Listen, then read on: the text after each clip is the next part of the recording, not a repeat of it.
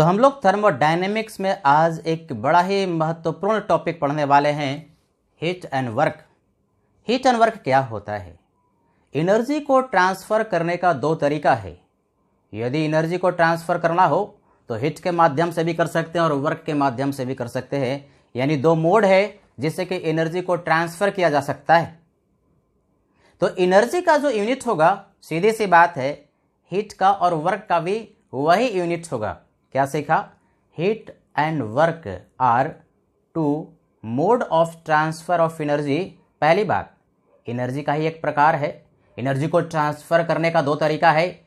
दूसरी बात क्या सीखा कि ये जो एनर्जी का यूनिट है वही यूनिट हीट के लिए भी होगा और वही यूनिट वर्क के लिए भी होगा। तो भाई यूनिट की बात करते हैं। Unit of heat and work.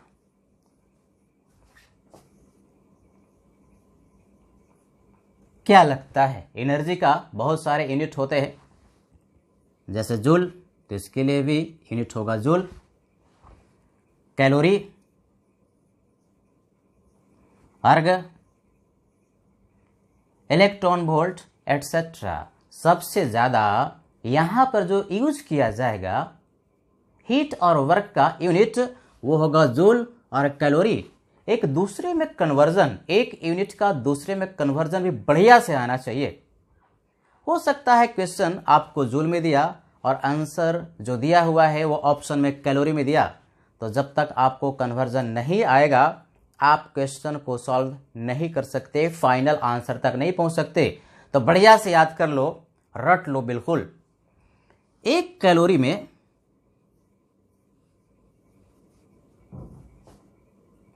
4.184 joule होता है, यानी अप्रॉक्सीमेटली 4.2 जूल के बराबर होता है। सबसे ज़्यादा कन्वर्जन यही इस्तेमाल होगा। अब एक जूल में ये कम इस्तेमाल होता है, फिर भी याद रखना चाहिए 10⁻7 अर्ग के बराबर होता है। और एक इलेक्ट्रॉन वोल्ट में, ये भी का मतलब क्या? Electron volt. एक इलेक्ट्रॉन वोल्ट में 1.6 इंटू 10⁻⁻19 जूल के बराबर। बड़ा आसान है। एक इलेक्ट्रॉन वोल्ट, एक इलेक्ट्रॉन पर जो चार्ज होता है कितना होता है? 1.6 इंटू 10⁻⁻19 कूलम। वो याद है तुमको?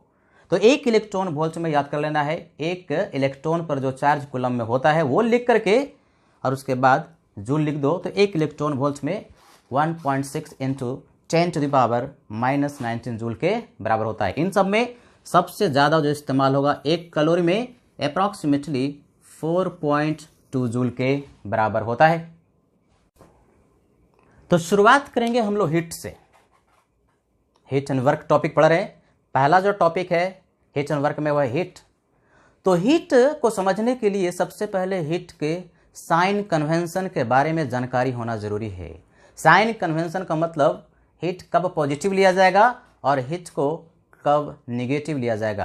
कन्वेंशन का मतलब मान्यता, मानी गई चीज़। IUPAC कन्वेंशन के अनुसार ध्यान रखना है। पहले सुन लो, कोई भी एक सिस्टम है और सिस्टम में यदि हीट इंटर करता है सराउंडिंग से तो उसको हम लोग पॉजिटिव लेंगे, और यदि कोई एक सिस्टम है और सिस्टम से हीट निकलता है तो उसको हम लोग निगेटिव लेंगे। जैसे समझो कि कोई एक सिस्टम है भाई, है कि नहीं? सिस्टम याद है ना क्या होता है? जिसके बारे में पढ़ते हैं उसको हम लोग सिस्टम कहते हैं। तो मान लो कि कोई एक सिस्टम है और इस सिस्टम में हीट इंटर किया। हीट इंटर किया कहाँ से करेगा? सराउंडिंग से करेगा। यानी सराउंडिंग से सिस्टम में हीट इंटर किया तो उस केस में इस हीट को हम लोग पॉजिटिव मानते हैं। साइन कन्वेंशन पॉजिटिव लेते हैं। क्यू का मतलब हीट, हीट को हम क्यू से रिप्रेजेंट करेंगे। क्यू जो हीट सप्लाई किया जा रहा है सराउंडिंग से जब सिस्टम में जाता है तो साइन कन्वेंशन पॉजिटिव लिया जाता है।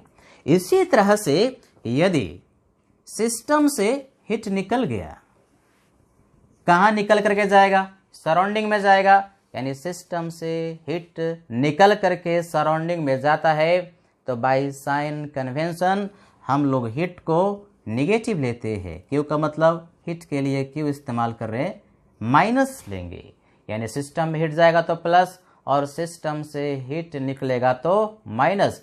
इस साइन कन्वेंशन को बढ़िया से याद कर लेना है।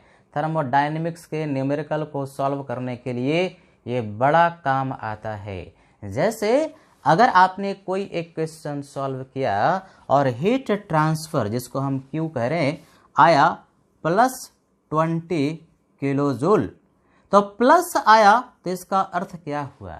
इसका अर्थ ये हुआ कि सिस्टम में हीट इतना गया, सिस्टम एब्जॉर्ब्स का मतलब सोख लिया, उसमें इंटर कर गया। कितना kilo joule? 20 kilo joule heat. Question में साइन के साथ नहीं देता, क्वेश्चन में सिर्फ इतना कहेगा कि system absorbs 20 kilo joule heat. Sign आपको लगाना होता है। अगर इस तरह से लैंग्वेज में दिया कि system absorbs 20 kilo joule heat और फार्मूले में Q का वैल्यू, हीट के ट्रांसफर का वैल्यू आपको रखना है साइन के साथ, तो जब सिस्टम में हीट जाएगा, सिस्टम एब्जॉर्ब करेगा तो साइन लगाना है प्लस। इसी तरह से अगर कोई एक क्वेश्चन सॉल्व किए और हीट का जो ट्रांसफर है वो आया -50 किलो जूल, क्या साइन है? बढ़िया से देखो, इस बार माइनस से, माइनस का मतलब सिस्टम से हीट निकल गया। इसको इंग्लिश में लिखते हैं सिस्टम रिलीजेस, निकल गया, सिस्टम रिलीज किया। और लूजेस कितना kilo joule? 50 kilo joule heat. देखो भाई, लैंग्वेज में यदि क्वेश्चन में लिखा हुआ है कि सिस्टम लूज किया, system loses 50 kilo joule heat या system releases 50 kilo joule heat, और आपको फार्मूले में Q का वैल्यू साइन के साथ रखना है, तो क्या साइन लगाओगे? माइनस, यानी Q का वैल्यू हम रखेंगे -50 किलो जूल। क्या सीखा? साइन कन्वेंशन हीट के लिए अगर सिस्टम में हीट इंटर करेगा तो प्लस लेना है और सिस्टम से हीट निकलेगा तो माइनस लेना है। और क्वेश्चन में अगर लिखा है कि सिस्टम ने हीट को एब्जॉर्ब किया तो प्लस लेना है, और यदि क्वेश्चन में लिख दिया कि सिस्टम ने इतना किलो जूल या इतना किलो कैलोरी हीट को रिलीज कर दिया तो माइनस लेना है। तो हीट को समझने के लिए हीट कैपेसिटी का कॉन्सेप्ट बढ़िया से आना चाहिए। बार बार न्यूमेरिकल में हीट कैपेसिटी लिखा हुआ रहता है। ये हीट कैपेसिटी क्या होता है बढ़िया से सीख लो भाई। तो हीट कैपेसिटी जिसको हम लोग कैपिटल C से रिप्रेजेंट कर रहे हैं, उसको ऐसे समझो जैसे ये मार्कर है, एक सब्सटेंस है, इसका कुछ मास होगा। तो इस मार्कर का टेम्परेचर यदि हमको 1 डिग्री सेल्सियस बढ़ाना है या 1 केल्विन बढ़ाना है, ध्यान से सुनो, इस मार्कर का टेम्परेचर हमें 1 डिग्री सेल्सियस बढ़ाना है या 1 केल्विन बढ़ाना है, तो क्या देना पड़ेगा? हीट ट्रांसफर करना पड़ेगा, हीट देना पड़ेगा। तो जितना भी हीट की रिक्वायरमेंट होगी जिससे कि इस मार्कर का टेम्परेचर 1 डिग्री सेल्सियस या 1 केल्विन बढ़ जाए, तो जो हीट का ट्रांसफर की रिक्वायरमेंट होगी उसको हम लोग हीट कैपेसिटी के नाम से पुकारते हैं। इंग्लिश में it is defined as amount of heat required to increase temperature of a substance by 1 degree Celsius और बाय 1 केल्विन। देखो भाई, किसी भी सब्सटेंस का टेम्परेचर 1 डिग्री सेल्सियस बढ़ाओगे तो केल्विन में भी 1 ही केल्विन बढ़ेगा।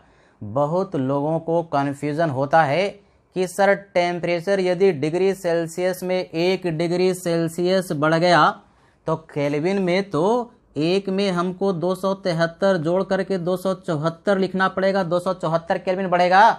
अरे भैया नहीं, डिफरेंस जो होता है वो डिग्री सेल्सियस और केल्विन का सेम होता है। 1 डिग्री सेल्सियस अगर टेम्परेचर बढ़ेगा तो उस सब्सटेंस का केल्विन में भी टेम्परेचर 1 ही केल्विन बढ़ेगा। डिफरेंस हमेशा सेम होता है, वैल्यू डिफरेंट होगा। जैसे अगर मैं कह दूं 27 डिग्री सेल्सियस है कि नहीं, और 27 डिग्री सेल्सियस मान लो कि हमारे पास वाटर है और इस वाटर का टेम्परेचर 27 डिग्री सेल्सियस है और इसका टेम्परेचर बढ़ा करके हमें 28 डिग्री सेल्सियस करना है। कितना डिग्री बढ़ा रहे हो? 1 डिग्री बढ़ा रहे हो। डेल्टा टी 1 डिग्री सेल्सियस है, यानी टेम्परेचर आप 1 डिग्री सेल्सियस बढ़ा रहे हैं। हीट देना पड़ेगा इस वाटर को, तो जो भी हीट दोगे तो इस वाटर का हीट कैपेसिटी कहलाएगा। अब जरा केल्विन में चेंज करते हैं। केल्विन में कन्वर्ट करने के लिए डिग्री सेल्सियस में 273 ऐड करते हैं, तो 273 ऐड करोगे तो केल्विन में ये वाला टेम्परेचर 300 केल्विन हो जाएगा और 28 डिग्री सेल्सियस को केल्विन में कन्वर्ट करोगे तो 301 केल्विन के बराबर हो जाएगा। देखो टेम्परेचर डिग्री सेल्सियस और केल्विन में डिफरेंट है, लेकिन डिफरेंस जो है 1 डिग्री सेल्सियस का है, तो केल्विन में भी टेम्परेचर का डिफरेंस 1 ही केल्विन है। यह सूत्र है, बढ़िया से याद कर लेना कि जो डिफरेंस होता है डिग्री सेल्सियस और केल्विन का सेम ही होता है, यानी 1 डिग्री सेल्सियस टेम्परेचर बढ़ेगा तो केल्विन में भी 1 ही केल्विन बढ़ेगा। लौटते हैं हीट कैपेसिटी की ओर। तो हीट कैपेसिटी अभी हम लोगों ने सिखाया कि 1 डिग्री सेल्सियस टेम्परेचर इंक्रीज करने के लिए जितना हीट की रिक्वायरमेंट होगी किसी भी सब्सटेंस को देना पड़ेगा, उसको हम लोग हीट कैपेसिटी के नाम से पुकारेंगे। देखो भाई, समझते हैं मैथमेटिकली, जो हीट का ट्रांसफर हुआ, जितना हीट हमें सब्सटेंस को देना पड़ा ऊपर में, और टेम्परेचर का जो राइज हुआ, यानी हीट ट्रांसफर्ड पर केल्विन ऑफ टेम्परेचर या पर डिग्री ऑफ सेल्सियस टेम्परेचर, ये जो रेशियो आएगा उसी को तो हम हीट कैपेसिटी कहेंगे। यानी हीट को अगर Q से लिखें तो Q को हम डिवाइड कर देंगे डेल्टा T से, तो इस टर्म को हम लोग हीट कैपेसिटी पुकारेंगे।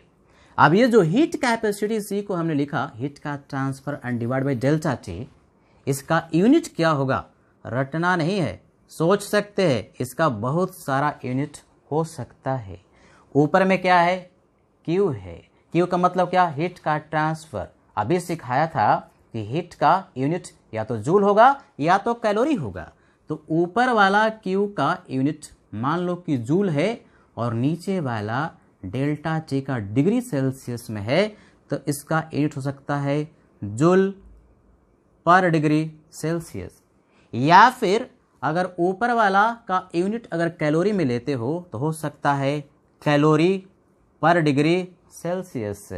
या फिर डेल्टा T को अगर हम केल्विन में रखें तो हो सकता है जूल पर केल्विन या फिर कैलोरी पर केल्विन।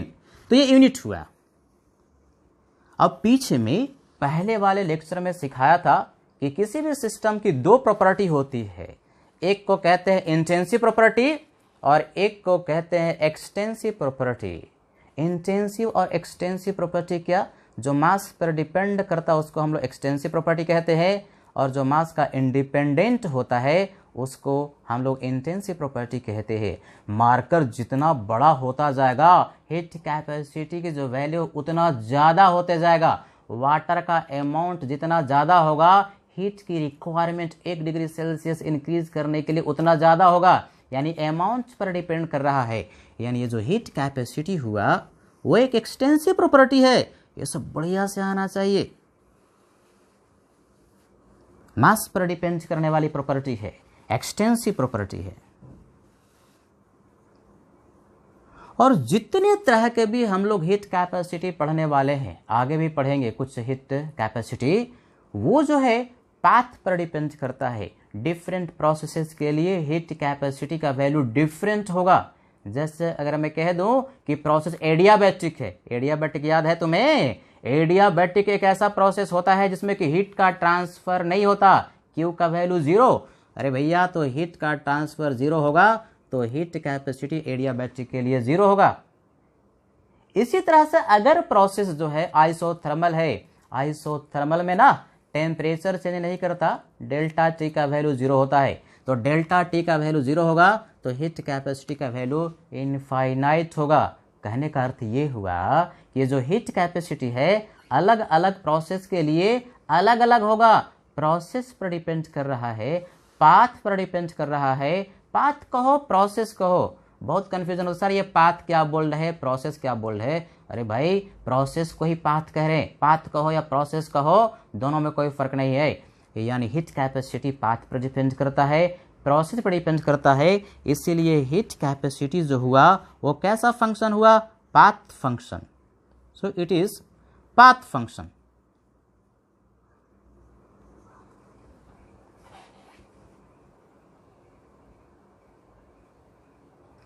तो भाई हीट कैपेसिटी बढ़िया से समझ लिया है कि नहीं।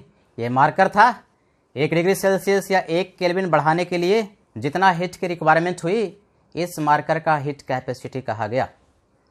वाटर था, वाटर का टेम्परेचर 1 डिग्री सेल्सियस बढ़ाने के लिए जितना हीट का रिक्वायरमेंट था उसको हम लोगों ने हीट कैपेसिटी कह दिया।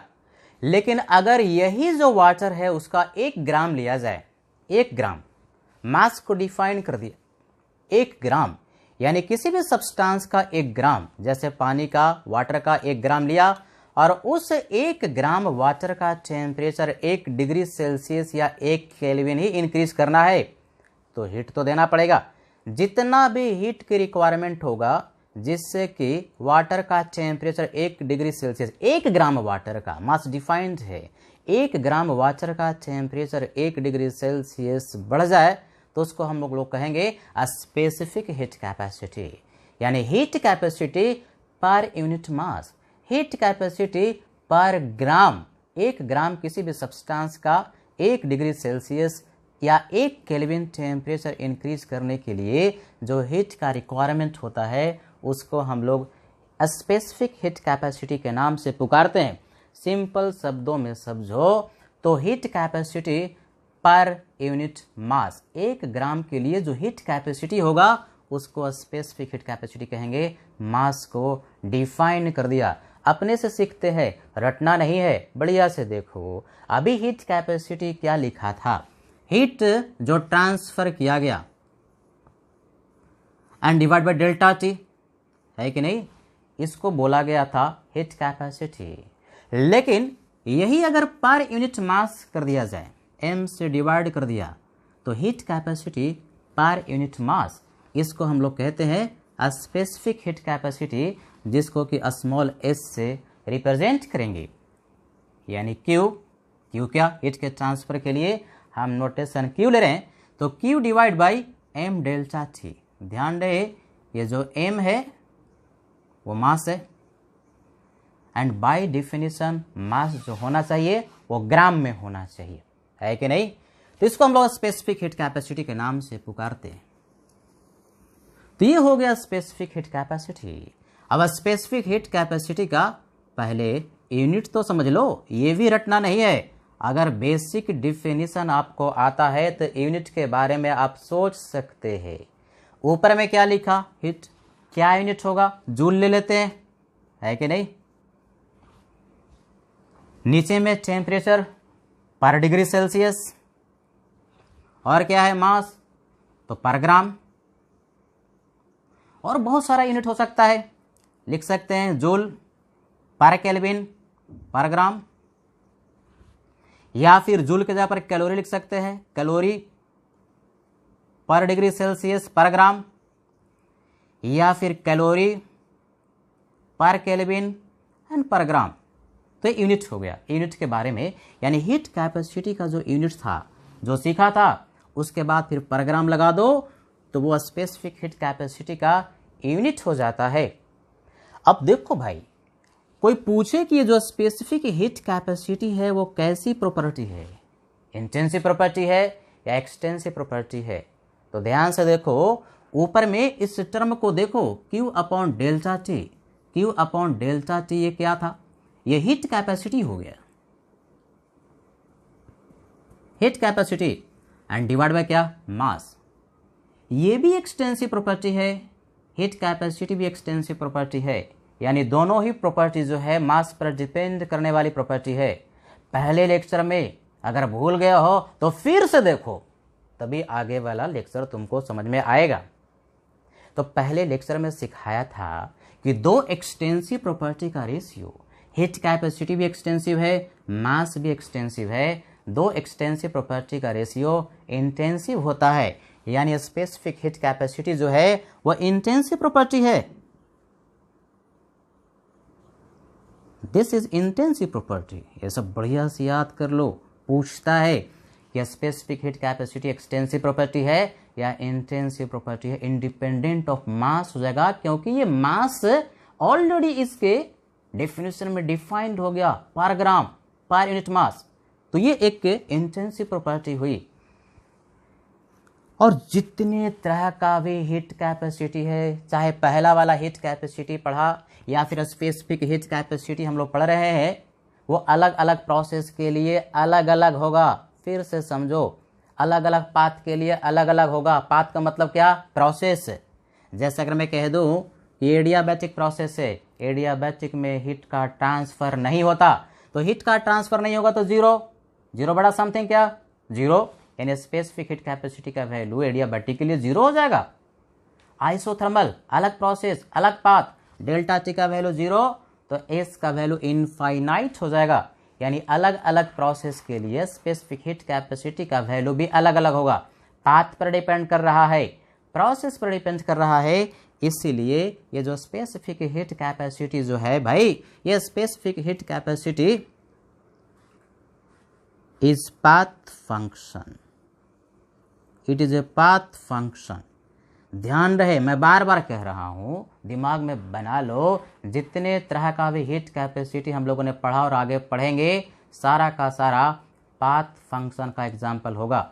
अब हम लोगों ने दो तरह का हीट कैपेसिटी पढ़ लिया। एक हीट कैपेसिटी पूरे सब्सटेंस के लिए 1 डिग्री सेल्सियस टेम्परेचर इंक्रीज करने के लिए जितना हीट देना पड़ता है उसको हम लोग कहेंगे हीट कैपेसिटी। वही सब्सटेंस अगर 1 ग्राम लिया जाए, यानी heat capacity per unit mass, 1 ग्राम सब्सटेंस का 1 डिग्री सेल्सियस टेम्परेचर बढ़ाना है तो जितना हीट देना पड़ेगा उसको बोलेंगे स्पेसिफिक हीट कैपेसिटी। तो जैसे हीट कैपेसिटी पढ़ा, स्पेसिफिक हीट कैपेसिटी पढ़ा, उसी तरह से हम लोग समझ सकते हैं कि मोलर हीट कैपेसिटी क्या होगा। बड़ा आसान है, इसी से समझ लेते हैं भाई। देखो, मोलर हीट कैपेसिटी हमने लिख दिया। मोलर का मतलब क्या? 1 मोल के लिए। मोलर हीट कैपेसिटी को हम लोग सीएम लिखेंगे। सी का मतलब क्या? Heat capacity. एम का मतलब मोलर। बड़ा आसान। मोलर का मतलब 1 मोल के लिए, यानी 1 मोल कोई सब्सटेंस है और उसका टेम्परेचर यदि 1 डिग्री सेल्सियस या 1 केल्विन बढ़ाते हो तो उसके लिए जितना हीट का रिक्वायरमेंट होगा उसको हम लोग मोलर हीट कैपेसिटी के नाम से पुकारेंगे। जैसे ये वाटर है और वाटर का 1 मोल लिया, 1 मोल वाटर का मतलब कितना ग्राम? 1 मोल में उसके मोलर मास से गुना करो 18, यानी 18 ग्राम वाटर है, H2O लिक्विड है। तो 18 ग्राम H2O लिक्विड का मतलब 1 मोल वाटर लिया और उसका टेम्परेचर हमको 1 डिग्री सेल्सियस या 1 केल्विन इंक्रीज करना है, तो जितना हीट का रिक्वायरमेंट होगा ना उसको बोलेंगे मोलर हीट कैपेसिटी। मैथमेटिकली समझते हैं, रटना नहीं है, समझ लेते हैं ना लिख करके, रटने की जरूरत नहीं पड़ती। Thermodynamics is most important topic and very easy, very interesting. इससे इंटरेस्टिंग टॉपिक दुनिया में कोई नहीं हुआ। तो देखो भाई, स्पेसिफिक हीट कैपेसिटी की जगह पर हम यहाँ पर लिखते हैं मोलर हीट कैपेसिटी। तो हीट कैपेसिटी पर मोल, हीट कैपेसिटी पर मोल। तो यहां तक अभी जो हमने लिखा है हीट अपॉन डेल्टा टी जो है ना, ये हीट कैपेसिटी है। पर मोल कर दिया, एन से डिवाइड कर दिया, तो हमारे पास अब जो फार्मूला निकल करके आया वो क्या आया? एक एक पॉइंट को ध्यान से देखोगे। ऊपर में क्यू है और नीचे में एन डेल्टा टी है कि नहीं? तो मोलर हीट कैपेसिटी के लिए एक फार्मूला आ गया, हीट का ट्रांसफर 1 डिग्री सेल्सियस टेम्परेचर बढ़ाने के लिए 1 मोल सब्सटेंस के लिए जो करना पड़ेगा उसको मोलर हीट कैपेसिटी कहेंगे, या हीट कैपेसिटी पर मोल, हीट कैपेसिटी पर मोल उसको बोलेंगे मोलर हीट कैपेसिटी। तो यहाँ से एक फार्मूला निकल करके आ जाएगा, इसको रट भी लेना है, याद भी कर लेना है। Q equal to N number of mole CM delta T, यानी ये जो N है वो है क्या? Number of mole. ये फार्मूला बढ़िया से याद कर लेना। तो ये क्यू है, यानी डेफिनिट अमाउंट ऑफ हीट का ट्रांसफर हो रहा है, तो NCM डेल्टा T। और यही अगर बहुत स्मॉल क्वांटिटी हीट का ट्रांसफर हो रहा है तो उसको हम लोग DQ भी कहते हैं। DQ ये लिखेंगे NCM DT, a small quantity of heat transferred. अब जरा यहां पर इसके यूनिट की बात करते हैं, ये भी रटना नहीं है। हीट कैपेसिटी पर मोल, तो हीट कैपेसिटी का जो यूनिट था, हीट कैपेसिटी का जो यूनिट था हर जगह उसको हमने लिख दिया है कि नहीं, यही तो पढ़े थे, जूल पर डिग्री सेल्सियस या जूल पर केल्विन, कैलोरी पर डिग्री सेल्सियस या कैलोरी पर केल्विन। क्या करना है, हीट कैपेसिटी पर मोल है तो खाली इसमें पर मोल लिख दो भाई, पर मोल, पर मोल लिख दो, है कि नहीं। तो यूनिट आपको मिल गया मोलर हीट कैपेसिटी का। मोलर हीट कैपेसिटी सबसे ज्यादा इंपॉर्टेंट है, मोस्ट इंपॉर्टेंट, यानी जब तक थर्मोडायनेमिक्स आगे अब हम लोग पढ़ते रहेंगे, मोलर हीट कैपेसिटी पीछा छोड़ने वाला नहीं है। तरह तरह का मोलर हीट कैपेसिटी पढ़ा जाता है, लिया जाएगा, जो कि आगे हम लोग पढ़ेंगे। आगे बढ़ते हैं, कैसी प्रॉपर्टी है, इंटेंसिव प्रॉपर्टी है कि एक्सटेंसिव प्रॉपर्टी है। तो फिर से देखो, heat capacity divide by number of mole, heat capacity extensive property, mole भी एक्सटेंसिव प्रॉपर्टी, दो एक्सटेंसिव प्रॉपर्टी का रेशियो इंटेंसिव होता है। यानी कि मोलर हीट कैपेसिटी जो है वो एक इंटेंसिव प्रॉपर्टी है। मोल को डिफाइन कर दिया, अमाउंट को डिफाइन कर दिया तो मास का इंडिपेंडेंट हो गया, तो इंटेंसिव प्रॉपर्टी है। और फिर से करो, जितने तरह का भी हीट कैपेसिटी आप लोगों ने पढ़ा, तो जो हीट कैपेसिटी जितने तरह का भी, यानी heat capacity, specific heat capacity, molar heat capacity, सारे के सारे पाथ फंक्शन है। 2 सेकंड में हम लोग समझते हैं हीट कैपेसिटी। पूरे अमाउंट का, पूरे सब्सटेंस का टेम्परेचर 1 डिग्री सेल्सियस, यानी अगर पूरा जितना पानी इसमें रखा है 1 डिग्री सेल्सियस बढ़ाना है तो जो हीट का रिक्वायरमेंट होगा हीट कैपेसिटी कहलाएगा। इसी में से 1 ग्राम पानी निकाला और 1 ग्राम पानी का टेम्परेचर 1 डिग्री सेल्सियस बढ़ाना है, जितना हीट देना पड़ेगा स्पेसिफिक हीट कैपेसिटी कहलाएगा। और 1 मोल वाटर का टेम्परेचर 1 ही डिग्री सेल्सियस बढ़ाना है तो जितना हीट देना पड़ेगा, जितना हीट का रिक्वायरमेंट होगा, उसको हम लोग मोलर हीट कैपेसिटी के नाम से पुकारेंगे। मोलर हीट कैपेसिटी और स्पेसिफिक हीट कैपेसिटी जो है, ये दोनों इंटेंसिव प्रॉपर्टी है, मास का इंडिपेंडेंट होता है, जहाँ की हीट कैपेसिटी एक्सटेंसिव प्रॉपर्टी है। लेकिन जितने भी हीट कैपेसिटी हैं सारे के सारे पाथ पर डिपेंड करते हैं, प्रोसेस पर डिपेंड